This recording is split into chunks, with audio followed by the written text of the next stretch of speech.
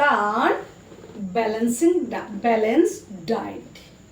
আমরা কিভাবে diet control করব সেটা এখন পড়ব।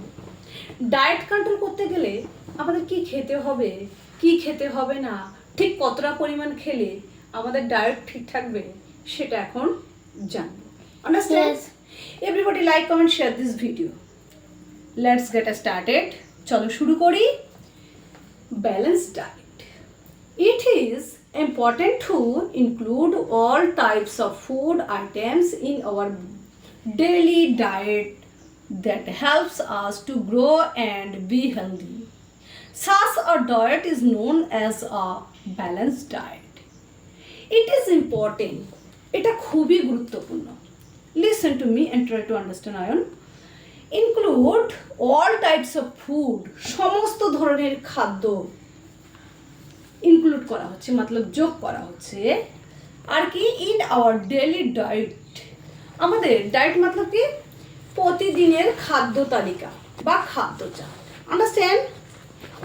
That helps us to grow, যেটা আমাদেরকে সহযোগিতা করে বৃদ্ধি হতে, আমাদেরকে গ্রো করতে সহযোগিতা করে, বড় হতে সহযোগিতা করে, অ্যান্ড বি হেলদি, সুস্থ থাকতে সহযোগিতা করে।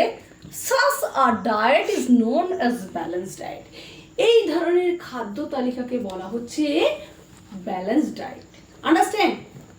Look at the picture, that is food pyramid.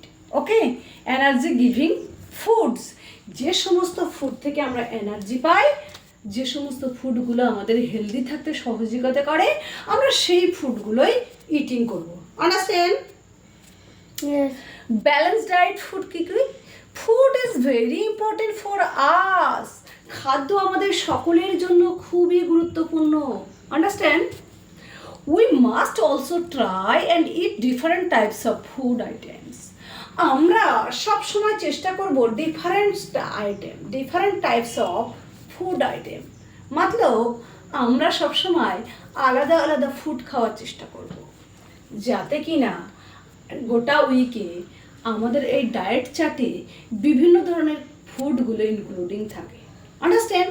আমরা রোজ একই খাবার খাবো না, প্রত্যেকদিন হেলদি মানে আমরা ফ্যাটি ফুড খাবো না, ভেজিটেবলস আমরা এভরিডে খাবো না, আমরা ফ্রুটস এভরিডে মানে রোজ রোজ রোজ রোজ খাবো না। এটা একটা ব্যালেন্সিং ডায়েট চার্ট করে খাবো, মানে নিয়ম মাফিক আমাদের খেতে হবে। Understand? Look at the picture, those are balancing diet pyramid. Body building foods, dairy products আর কি প্রোটেক্টিভ ফুডস। এখানে দেখো protective foods, vegetables and fruits.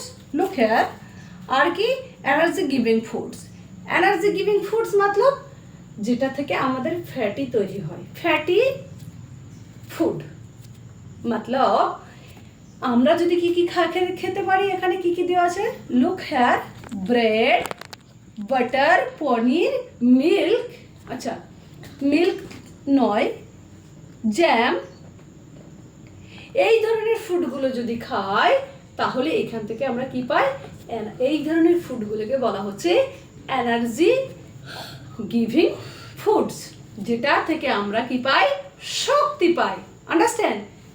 এই বিভিন্ন ধরনের খাবার যদি আমরা রীতিমতো চার্ট করে নিয়ম মাফিক খেতে পারি তাহলে আমাদের শারীরিক ব্যালেন্স ঠিক থাকবে। আন্ডারস্ট্যান্ড?